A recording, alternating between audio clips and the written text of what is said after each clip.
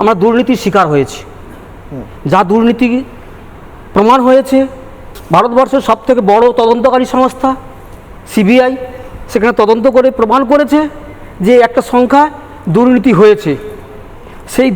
সেই সংখ্যাটা যদি দুর্নীতি যদি হয়ে থাকে, তাহলে সেটা যদি বাদ দিয়ে বাদবাকি যারা স্বচ্ছ, যাদের গায়ে কোনো কালির আঁচড় নেই, সেই সংখ্যাটাকে যদি টিকিয়ে রাখা যায়, সমগ্র শিক্ষা ব্যবস্থাটা বেঁচে ওঠে। তার জন্য আমরা প্রতিনিয়ত এই 1 বছর ধরে কুড়ে কুড়ে যন্ত্রণার মধ্যে দিয়ে আমরা দিন কাটিয়েছি, যেটা ভাষায় প্রকাশ করা যায় না।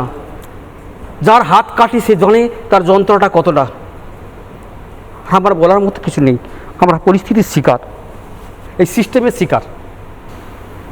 আপনি জল খান, আপনি কথা বলতে অসুবিধা হচ্ছে। লোনে ডুবে আছি আমি কি করব, কোথায় যাব, কি করব, আমি এখন ভেবে উঠতে পারছি না।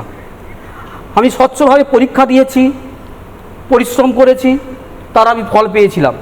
শিক্ষক হব এই স্বপ্নটা কি তার অপরাধ? আমি সত্যি করে বলছি, আমার কোনো ভাষা নেই আপনাকে বলার মতো, আমার কোনো ভাষা নেই আপনাকে বোঝানোর মতো।